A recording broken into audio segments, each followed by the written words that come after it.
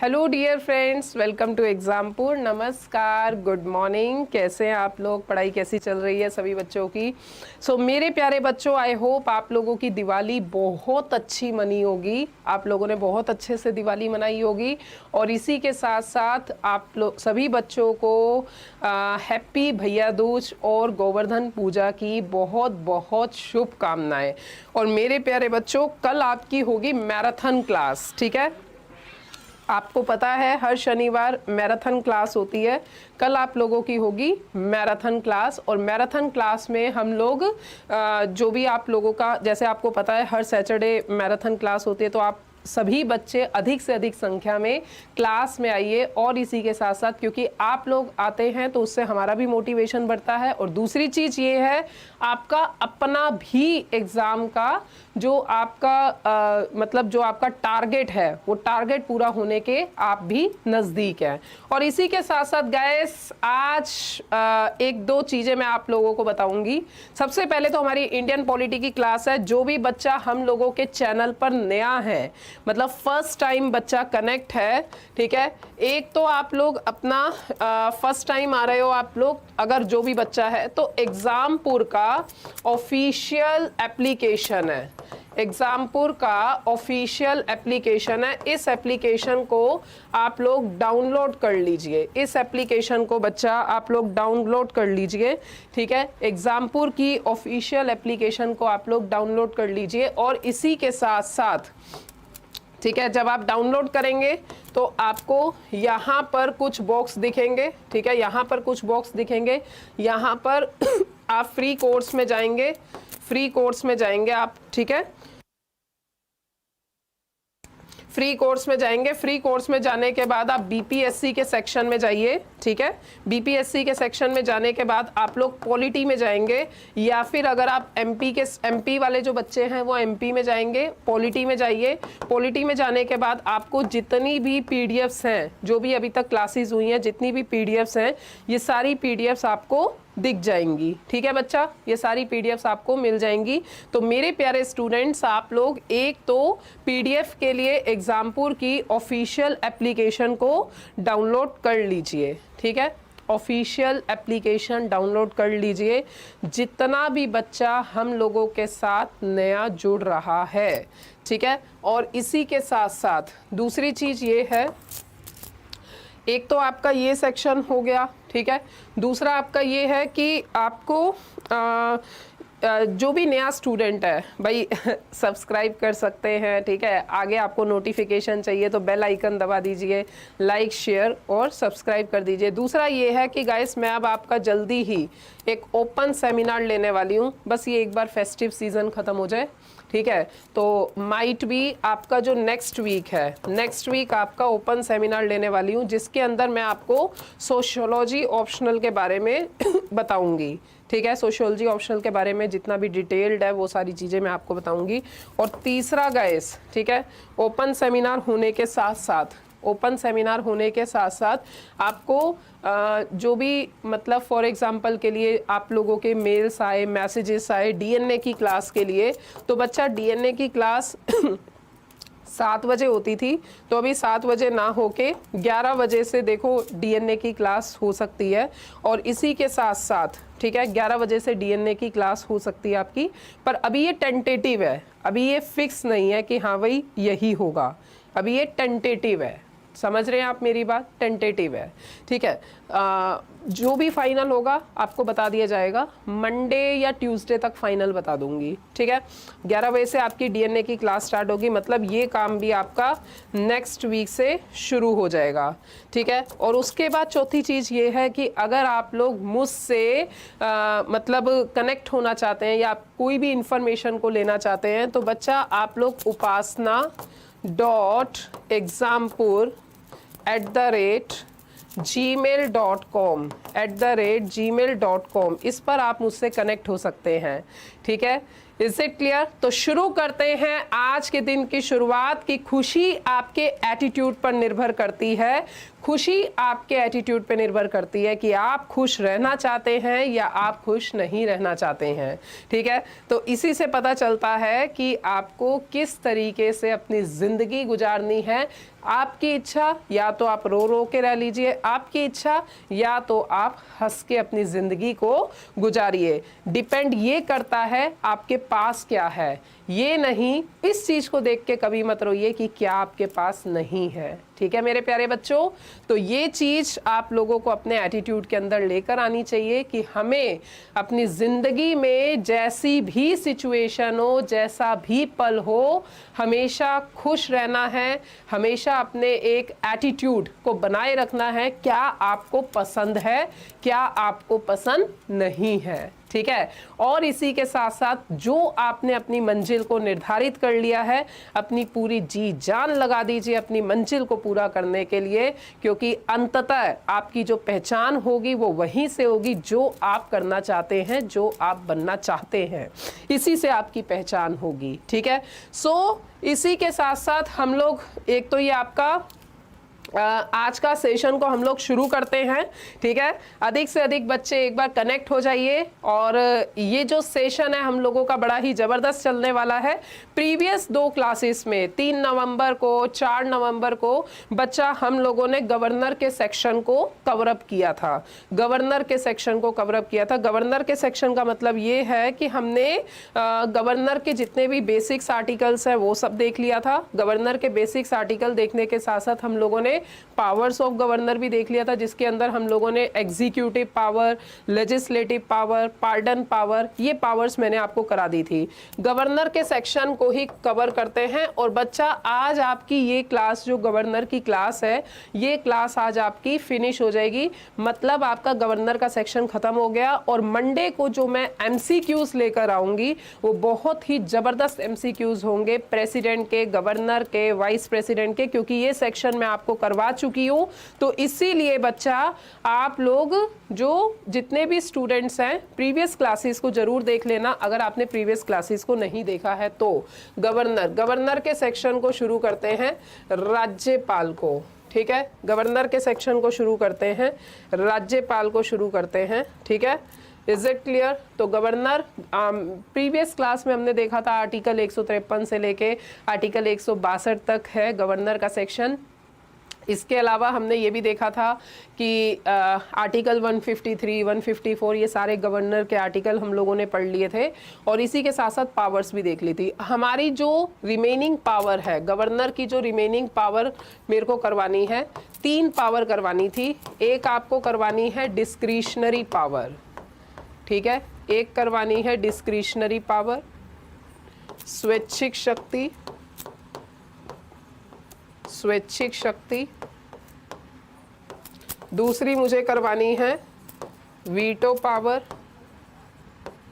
Veto power, veto शक्ति, veto शक्ति, ठीक है। एक उसके बाद हमें करना है state ordinance,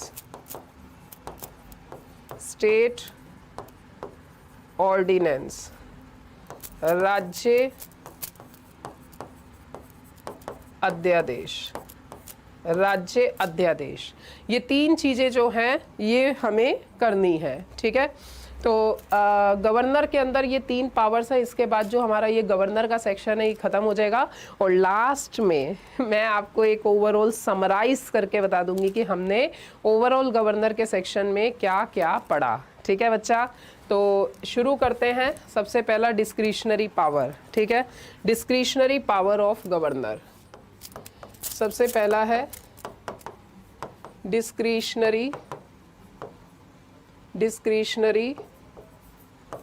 power of governor, ठीक है।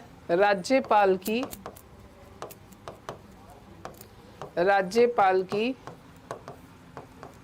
स्वैच्छिक शक्ति, राज्यपाल की स्वैच्छिक शक्तियां, ठीक है। अब इसको हम देखते हैं। डिस्क्रिशनरी पावर, हाँ, राज्यपाल की स्वैच्छिक शक्तियां। अब मेरे प्यारे बच्चों, राज्यपाल की स्वैच्छिक शक्तियों का मतलब क्या है, गवर्नर की डिस्क्रिशनरी पावर का मतलब क्या है? हाँ, देखिए बच्चा, एक तो पावर वो होती है जो पावर आपको कॉन्स्टिट्यूशनली दी गई हो, मतलब ये संविधान ने शक्ति दी है। दूसरी पावर ये होती है जो पावर आपको लाइक लेजिस्लेटिव, एग्जीक्यूटिव, कॉन्स्टिट्यूशनल से ही तो ये पावर मिली है, ठीक है। दूसरी पावर ये होती है जो विवेकाधीन पावर होती है, मतलब जो आप अपने मस्तिष्क से डिसीजन ले सकते हैं, ठीक है।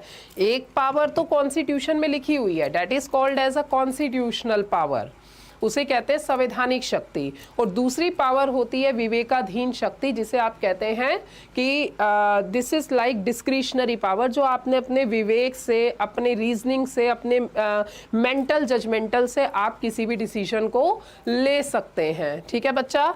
तो राज्यपाल की स्वैच्छिक शक्तियों के अंदर क्या आता है? अब जिस तरीके से हमने प्रेसिडेंट पढ़ा था, क्योंकि सबसे अच्छा पढ़ने का तरीका क्या है, एक तरफ राष्ट्रपति रखो, एक तरफ गवर्नर रखो, ठीक है ना। राष्ट्रपति संघीय कार्यपालिका का अध्यक्ष है, गवर्नर राज्य कार्यपालिका का अध्यक्ष है, इसी तरीके से आपको पढ़ना है, ठीक है। अगर मैं कॉन्स्टिट्यूशनली बात करूं तो प्रेसिडेंट की डिस्क्रिशनरी पावर नहीं है। अगर मैं कॉन्स्टिट्यूशनली बात करूं कि भाई कॉन्स्टिट्यूशन में ऐसा कहाँ लिखा हुआ है, समझ रहे हैं, ठीक है। परंतु कुछ पावर्स ऐसी हैं जो प्रेसिडेंट के अंडर में, जैसे बिल के ऊपर पावर हो गई कि बिल को रिजर्व करना है, बिल को ट्रांसफर करना है, या बिल को पॉकेट वीटो करना है, क्या करना है, ठीक है। एक तो ये चीज हो गई। दूसरी चीज क्या हो गई कि भाई अब जैसे फॉर एग्जांपल के लिए लाइक प्राइम मिनिस्टर की डेथ हो गई, ठीक है। अब प्रेसिडेंट क्या करेगा भाई, वो कहलाती है सिचुएशनल पावर, समझ रहे हो। तो प्रेसिडेंट के केस में कॉन्स्टिट्यूशन में डिस्क्रिशनरी पावर एज सच नहीं है, सिचुएशनल पावर है। अब भाई प्रधानमंत्री की डेथ हो गई तो ये सिचुएशन है, तब राष्ट्रपति को आगे आके प्रधानमंत्री को नियुक्त करना होगा, शपथ दिलानी होगी, फिर प्रधानमंत्री आगे का अपना काम करेगा, तो वो सिचुएशनल पावर है, ठीक है। देखो मैं आपको क्लियर कट चीजें बता रही हूँ, क्या कॉन्स्टिट्यूशन में लिखा है और क्या कॉन्स्टिट्यूशन में नहीं लिखा है, इतना चीज आपको समझ में आ गई, येस और नॉट, ठीक है। अच्छा, दूसरी चीज ये है, एक तो ये वाली बात हो गई। दूसरा थिंग ये है कि जैसे फॉर एग्जांपल के लिए आप लाइक अब गवर्नर की बात करें, ठीक है। एक तो आपका प्रेसिडेंट की बात हो गई कि भाई प्रेसिडेंट की डिस्क्रिशनरी पावर नहीं होती है, प्रेसिडेंट की सिचुएशनल पावर होती है, सिचुएशन के अकॉर्डिंग प्रेसिडेंट काम करता है, ठीक है। एग्जीक्यूटिव और लेजिस्लेटिव प्रेसिडेंट की वैसी पावर है। और अगर हम दूसरी तरफ गवर्नर की पावर की बात करते हैं, राज्यपाल की पावर की बात करते हैं दूसरी तरफ, ठीक है, तो गवर्नर की पावर की क्या चीजें हैं कि गवर्नर जो होता है ना भाई, कॉन्स्टिट्यूशन में गवर्नर की डिस्क्रिशनरी पावर है, गवर्नर की डिस्क्रिशनरी पावर है कॉन्स्टिट्यूशनली। अगर हम चीजों को देखें, प्रेसिडेंट की डिस्क्रिशनरी पावर लिखी नहीं हुई है, गवर्नर की डिस्क्रिशनरी पावर है, प्रेसिडेंट की सिचुएशनल पावर है, उसी को कुछ लोग डिस्क्रिशनरी बोल देते हैं, ठीक है। तो अब हम गवर्नर की डिस्क्रिशनरी पावर में आते हैं, मतलब वो कौन सी पावर है जो पावर राज्यपाल के विवेकाधीन पर आधारित है, जो पावर राज्यपाल के विवेकाधीन पर आधारित है, ठीक है, विवेकाधीन पर आधारित है। वो कौन सी पावर है, वो कौन सी पावर है जो राज्यपाल के विवेकाधीन पर आधारित है, ठीक है। तो डिस्क्रिशनरी पावर ऑफ गवर्नर, तो सबसे पहले राज्यपाल की वो कौन सी पावर है जो राज्यपाल अपने मस्तिष्क से कर सकता है, अपने मस्तिष्क से डिसीजन ले सकता है, अपनी लॉजिकल रीजनिंग से डिसीजन को ले सकता है। तो सबसे पहली पावर क्या है कि भाई सबसे बड़ी पावर, सबसे पहली पावर, सबसे बड़ी पावर डिस्क्रिशनरी पावर के अंदर आती है, ध्यान से सुनना, सभी राज्यों का अध्यक्ष कौन है? राष्ट्रपति। मानते हो कि नहीं? सभी राज्यों का अध्यक्ष है राष्ट्रपति। तो क्या राष्ट्रपति सभी राज्यों के लिए खुद अपने आप में जिम्मेदार है?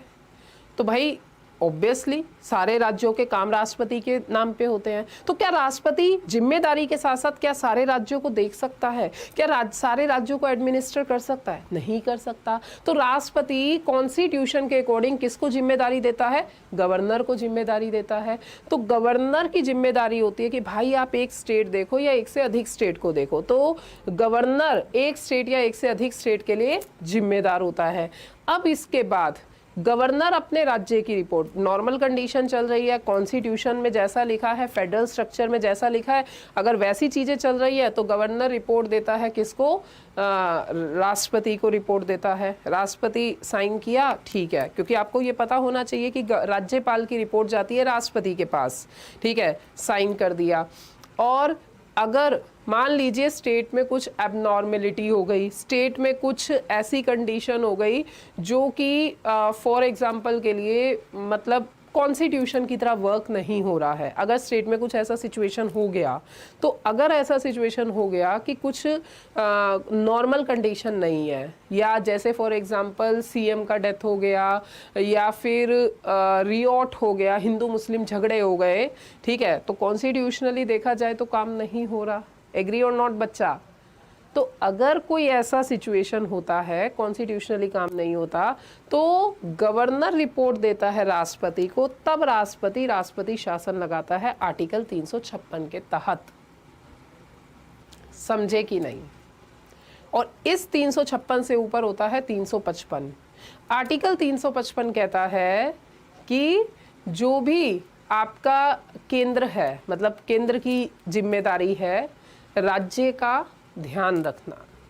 Is it clear? येस और नॉट?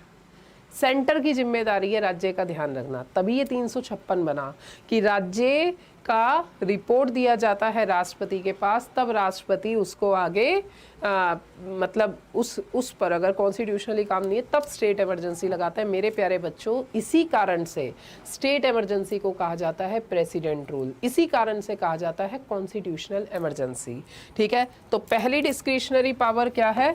राज्यपाल की रिपोर्ट पर, राज्यपाल की रिपोर्ट पर, राज्यपाल की रिपोर्ट पर राष्ट्रपति,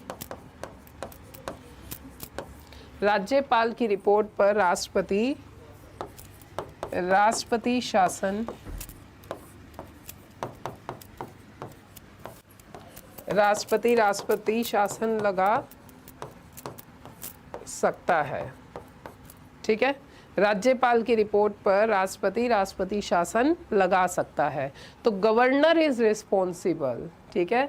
तो ये क्या है? विवेकाधीन है। इसका मतलब यदि राज्य सही से काम नहीं कर रहा तो राज्यपाल अपनी बुद्धिमता से वो डिसाइड करता है कि क्या ये सिचुएशन इमरजेंसी वाली है, क्या ये सिचुएशन इमरजेंसी वाली नहीं है, तो फिर उसके बाद वो रिपोर्ट देता है, तब राष्ट्रपति इमरजेंसी लगाता है, ठीक है। तो governor, on the report of governor, English में भी लिख लीजिए, on the report of governor president can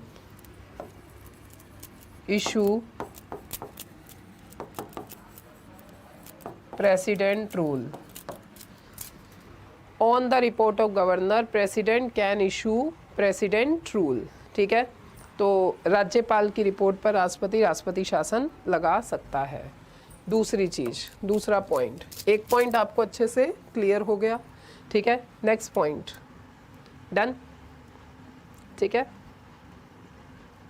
हाँ, दूसरा एक तो हो गया राज्यपाल रिपोर्ट दे सकता है।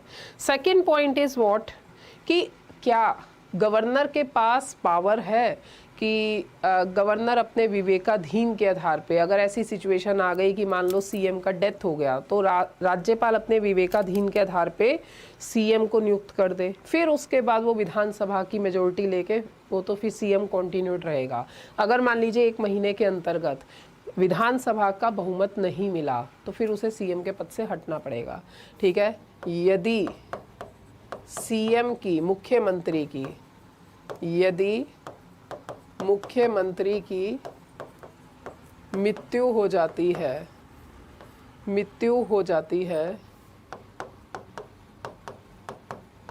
यदि मुख्यमंत्री की मृत्यु हो जाती है तो, यदि मुख्यमंत्री की सीएम की मृत्यु हो जाती है तो राज्यपाल मुख्यमंत्री को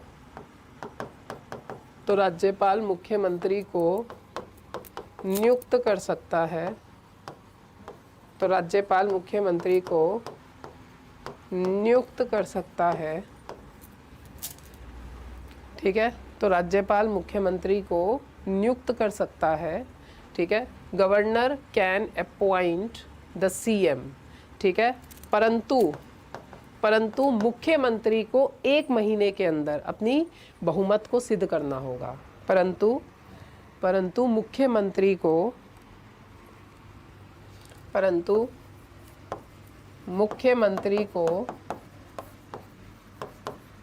6 महीने के अंतर्गत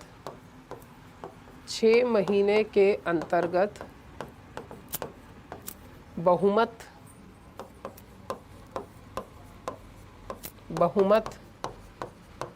सिद्ध करना होगा,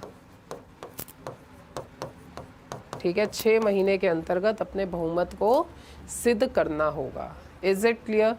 यदि मुख्यमंत्री की मृत्यु हो जाती है तो राज्यपाल मुख्यमंत्री को नियुक्त कर सकता है, परंतु मुख्यमंत्री को 6 महीने के अंतर्गत अपने बहुमत को सिद्ध करना होगा।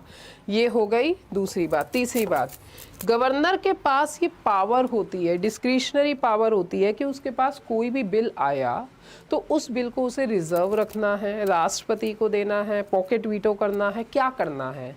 तो बिल से संबंधित जो भी निर्णय होते हैं वो गवर्नर के अंतर्गत होते हैं, राज्य के बिल से। तो राज्य के, अच्छा एक चीज़ है, इसका इंग्लिश बता देती हूँ। हाँ, if CM died, if the state CM died, then governor can appoint the CM. Then governor can appoint the CM, but CM has to approve. But CM has to show his majority within 6 months. Okay? अब आगे बात करते हैं। Next third point है, ठीक है। राज्यपाल के पास पावर होती है कि कितनी कौन से बिल को रिजर्व रखना है, किसको राष्ट्रपति के पास फॉरवर्ड करना है। राज्य के राज्यपाल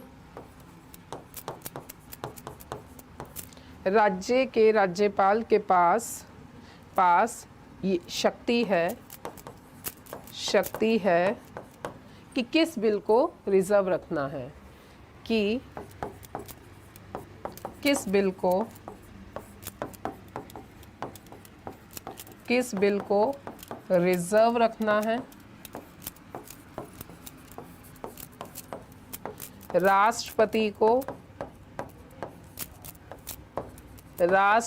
को आगे पहुंचाना है, राष्ट्रपति को बिल पहुंचाना है,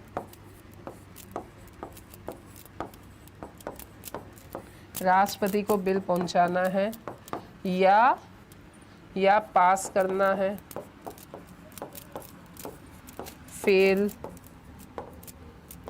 पास करना है, फेल करना है, या पॉकेट वीटो करना है।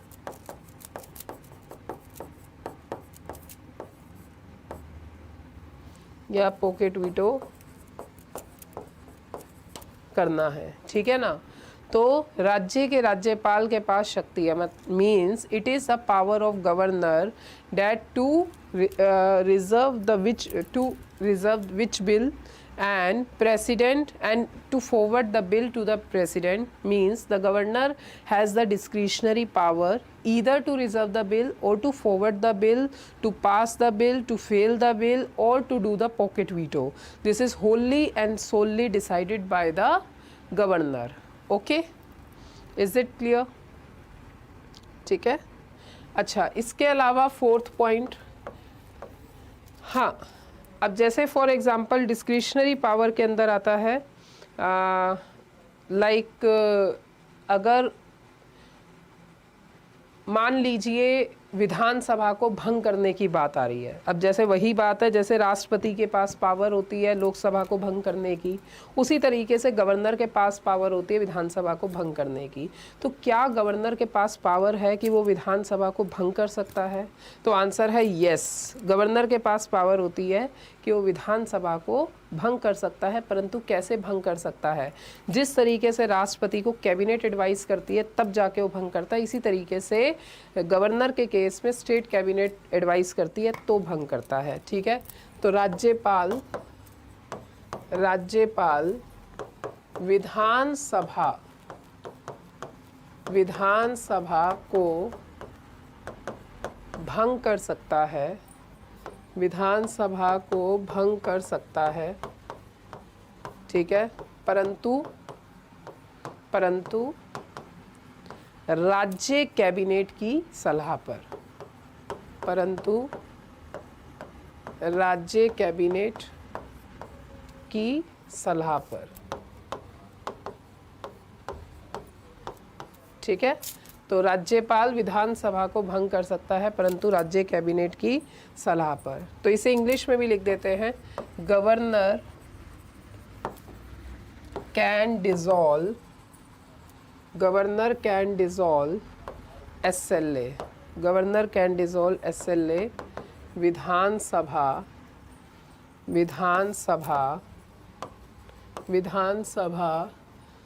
on the advice of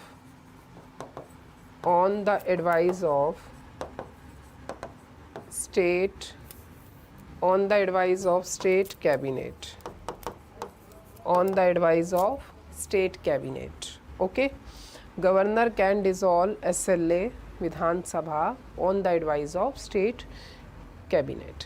तो बच्चा हम लोग जो पढ़ रहे हैं हमने डिस्क्रिशनरी पावर कर लिया। इसके अलावा और भी, जैसे फॉर एग्जांपल के लिए कोई भी एरिया है शेड्यूल ट्राइब वगैरह के लिए रखना है तो उसके लिए गवर्नर रिपोर्ट देता है। ठीक है, तो वो अदर पावर्स के अंदर आ जाता है। ओके, तो ये मैंने आपको नॉर्मली ऐसे ही बता दिया, आप लिखना चाहे तो लिख सकते हैं कि governor can maintain the territory of schedule area and schedule tribe and then governor give the report to the president, then finally signed by the president of India. Okay, and next is veto power. Yes, अब हम इस veto power के ऊपर बात करेंगे, then we will talk about the state ordinance. Okay बच्चा, ठीक है, तो बात करते हैं हम लोग। आपको डिस्क्रिशनरी पावर समझ में आ गया, क्योंकि यहाँ से पेपर में क्वेश्चन आता है।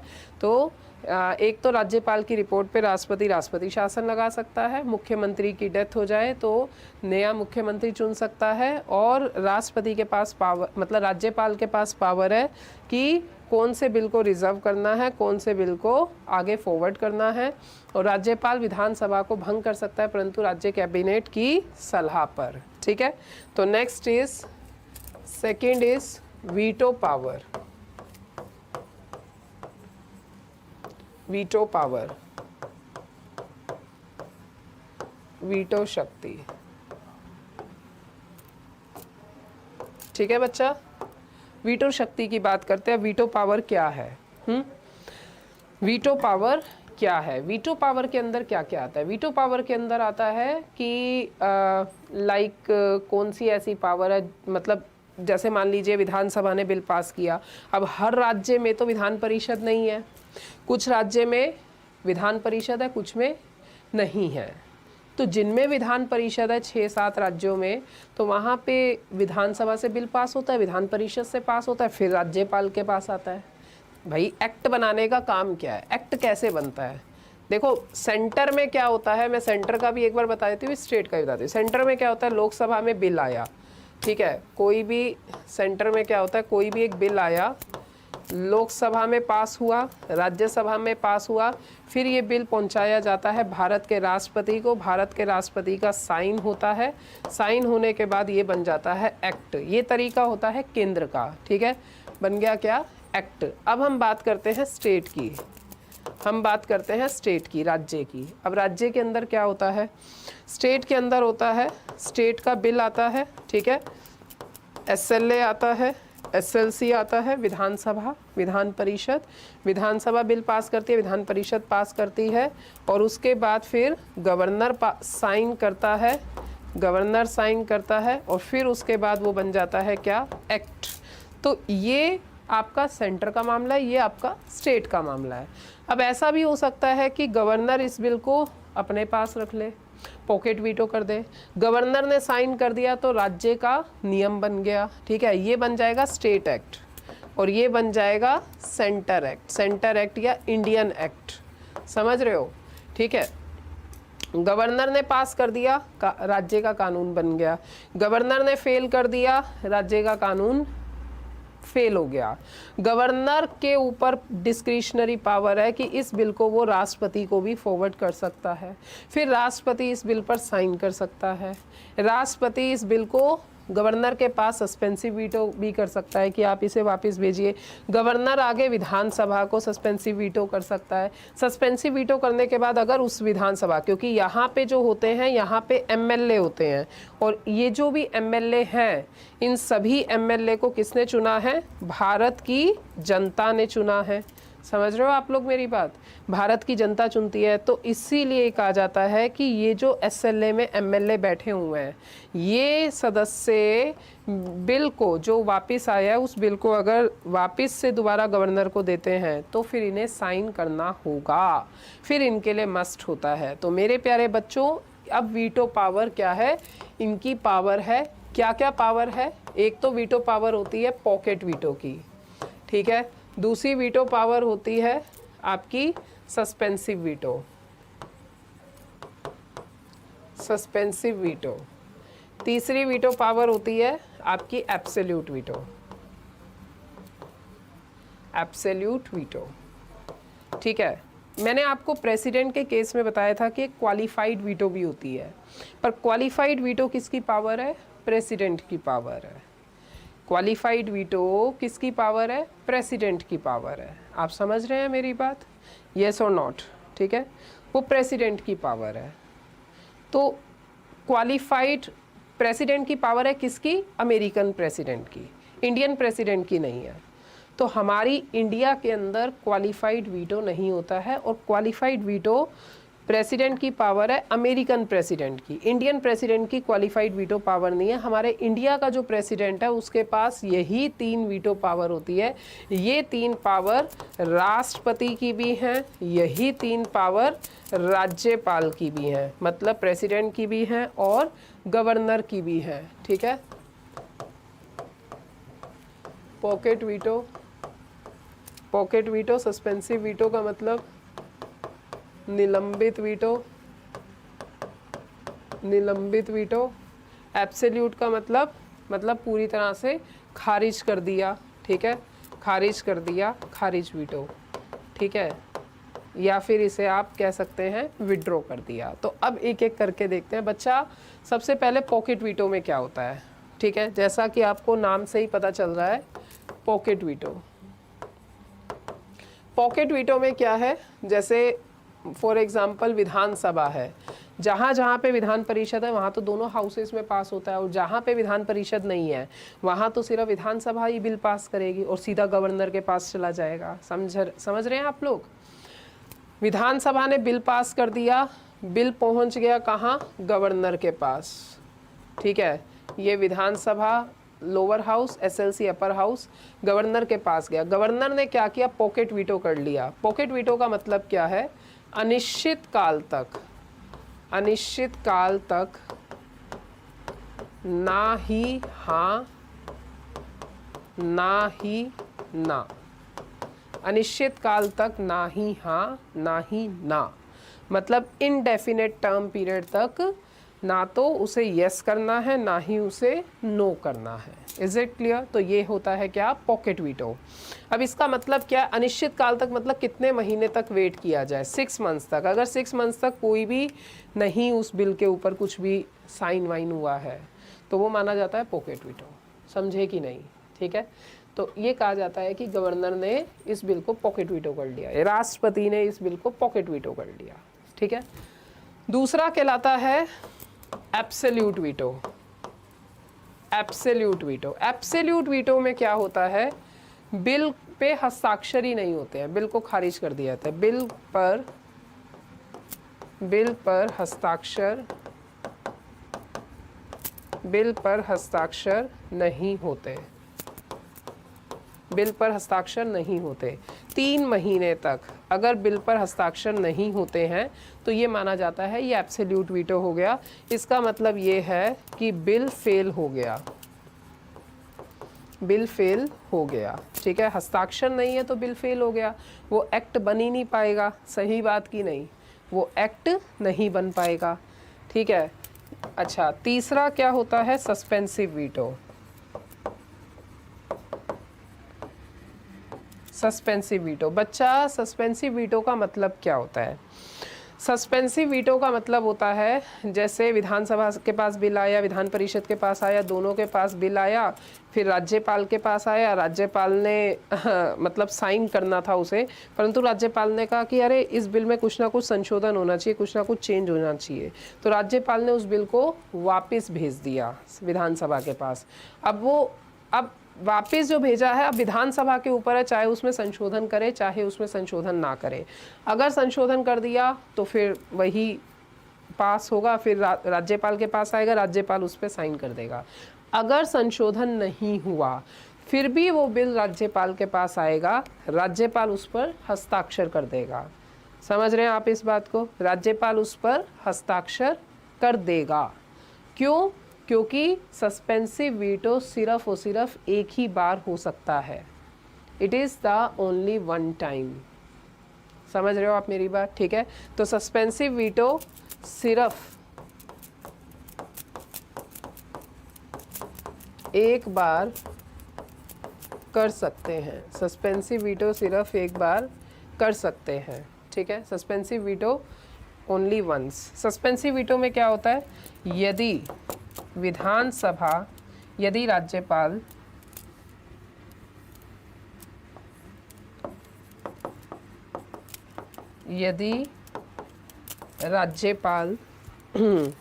यदि राज्यपाल बिल को, यदि राज्यपाल बिल को वापस देता है, ठीक है, बिल को विधानसभा को वापस देता है, विधानसभा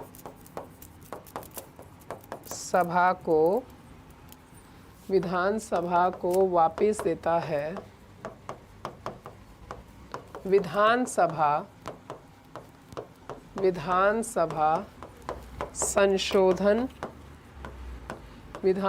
संशोधन करे या ना करे, विधानसभा संशोधन करे या ना करे। ठीक है, अब वो SLA के ऊपर है, चाहे उसको साइन करना है या साइन नहीं करना है। विधानसभा उस पर संशोधन करे या ना करे, वो बिल राज्यपाल को दिया जाता है, वो बिल राज्यपाल को दिया जाता है, तो राज्यपाल हस्ताक्षर करने के लिए बाधित है।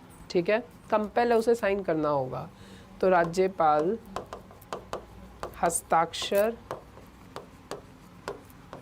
करने के लिए बाधित है। ठीक है, तो राज्यपाल हस्ताक्षर करने के लिए बाधित है, मतलब हस्ताक्षर करने के लिए बाध्य है, कंपेल है। ठीक है, तो विधानसभा संशोधन करे या ना करे, वो बिल राज्यपाल को दिया जाता है, तो राज्यपाल हस्ताक्षर करने के लिए बाधित है, कंपेल है। अतः सस्पेंसिव वीटो मतलब निलंबित वीटो। अतः सस्पेंसिव वीटो मतलब निलंबित वीटो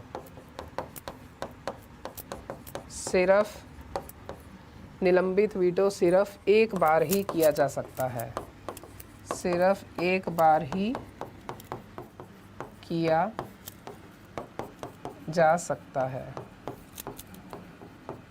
ठीक है, तो अतः सस्पेंसिव वीटो, निलंबित वीटो सिर्फ एक बार ही किया जा सकता है। अंडरस्टैंड? डन? देख लीजिए, स्क्रीनशॉट ले लीजिए, और किसी भी बालक को कोई भी डाउट है तो पूछ लीजिए। ओके, तो आपको ये समझ में आ गया पॉकेट वीटो, आपको सस्पेंसिव वीटो समझ में आ गया, आपको एब्सोल्यूट वीटो समझ में आ गया, ठीक है। ओके, ये तीनों चीज़ें आपको समझ में आ गई, ठीक है, ये तीनों चीज़ें समझ में आ गई। अब आगे बात करते हैं, ठीक है।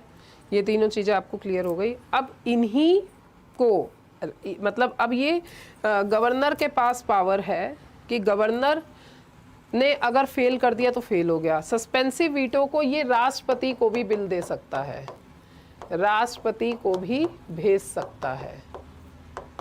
यहाँ पे ये चीज़ ऐड ऑन हो जाती है, ठीक है। पॉकेट वीटो को ये राष्ट्रपति को भी दे सकता है, राष्ट्रपति को भी दे सकता है, ठीक है। Is it clear?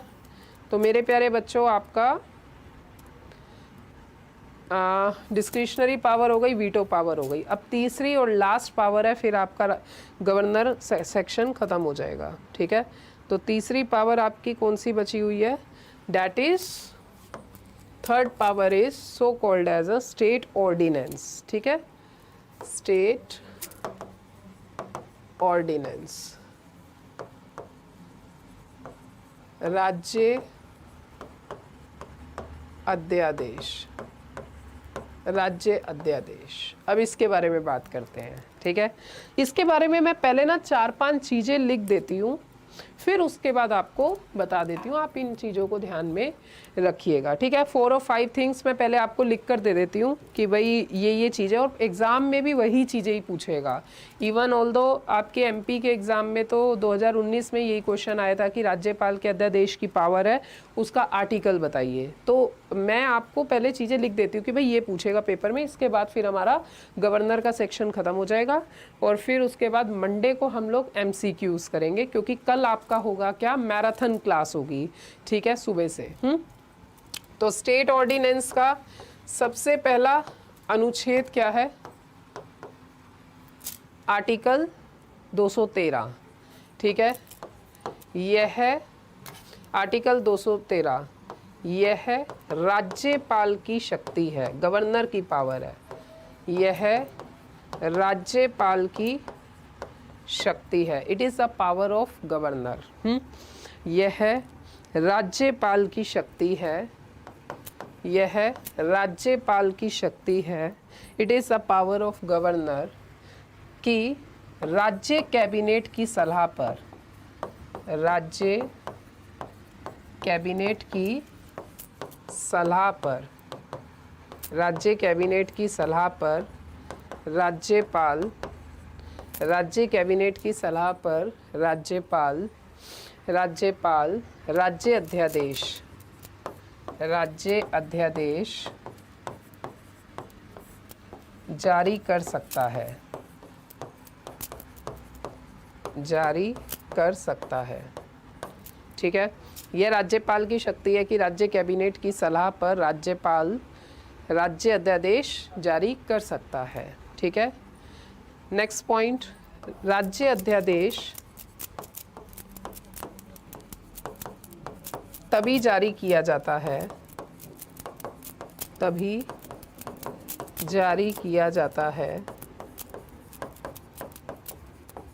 जब राज्य परिषद, विधानसभा या विधान परिषद, जब राज्य परिषद, जब स्टेट लेजिस्लेचर, जब स्टेट लेजिस्लेचर, राज्य परिषद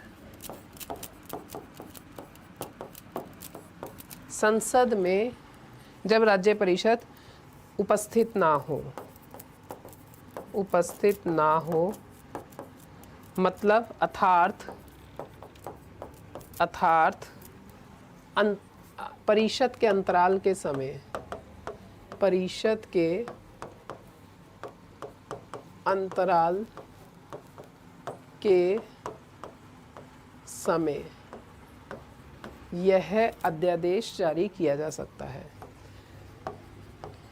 यह अध्यादेश जारी किया जा सकता है। ठीक है ना बच्चा? तो इसका मतलब अध्यादेश जारी करने का टाइम पीरियड क्या है? जनवरी, जून और अक्टूबर। ठीक है, जनवरी, जून और अक्टूबर। जनवरी, जून, अक्टूबर में रिसेस होता है और इस समय पे अध्यादेश को जारी किया जाता है। ठीक है, तो ये आपको क्लियर हुआ। अच्छा, इसके बाद क्या है? जब अध्यादेश जारी होता है कैबिनेट की सलाह से, तो 6 हफ्ते के अंतर्गत मीटिंग होनी चाहिए। मीटिंग हुई है तो अध्यादेश 6 महीने तक रहता है। अगर 6 हफ्ते के अंतर्गत मीटिंग नहीं है तो अध्यादेश कैंसिल हो जाएगा। ठीक है, तो ये भी लिख लीजिए। नेक्स्ट पॉइंट इज राज्य अध्यादेश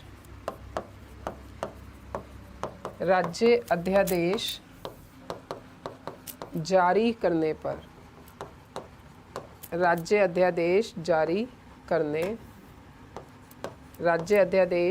जारी करने पर 6 हफ्ते पर विधानसभा या विधान परिषद, अगर परिषद है तो, यदि है तो एक मीटिंग होनी चाहिए। तो एक मीटिंग होनी चाहिए, तब यह अध्यादेश 6 महीने तक, ये सबसे ज़्यादा इम्पोर्टेंट है, तब यह अध्यादेश 6 महीने तक रहेगा। अन्यथा का मतलब यदि मीटिंग नहीं हुई तो।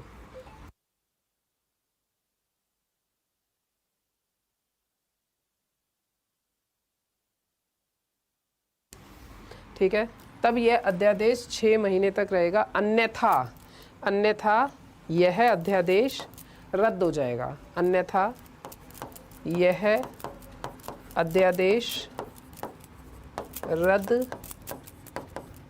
हो जाएगा। ठीक है, और अभी तक सबसे ज़्यादा राज्य अध्यादेश किसने जारी किया है?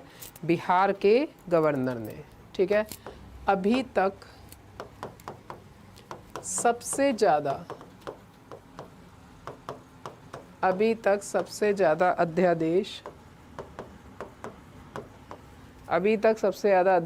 बिहार के राज्यपाल ने जारी किया है। ठीक है, the maximum state ordinance has been issued by the Bihar governor. ठीक है, maximum state ordinance has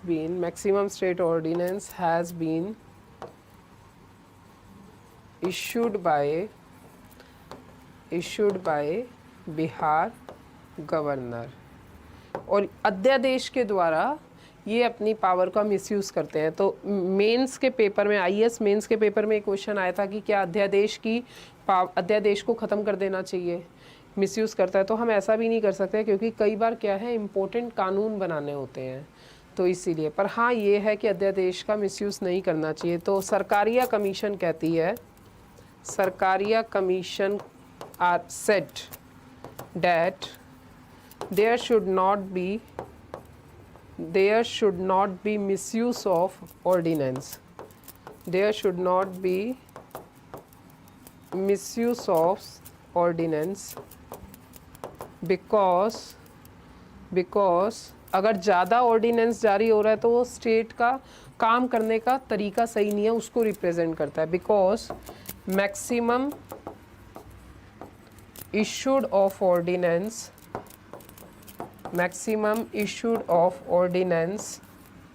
represent state failure। ठीक है, हिंदी वाला बच्चा इसे लिख सकता है कि सरकारिया कमीशन के अनुसार अध्यादेश कम होना चाहिए क्योंकि अध्यादेश जारी होगा तो ये राज्य का फेलियर को रिप्रेजेंट करता है। ठीक है बच्चा, तो मैंने अब आपको मैंने अब आपको गवर्नर पूरा ख़त्म करा दिया है, ठीक है, गवर्नर आपको पूरा ख़त्म करा दिया है। एक बार देख लेते हैं शुरू से हमने क्या क्या पढ़ा है। पावर पढ़ी है, ठीक है, ओके, ये बिल है, ठीक है, और ये हमने मतलब एक तरह से गवर्नर की सारी पावर्स पढ़ ली हैं, ठीक है। तो यहाँ पे गवर्नर का सेक्शन ख़त्म होता है। अगले हफ्ते एमसीक्यूज़ करेंगे और फिर चीफ मिनिस्टर का सेक्शन करेंगे। तो मिलते हैं नेक्स्ट क्लास में, ओके।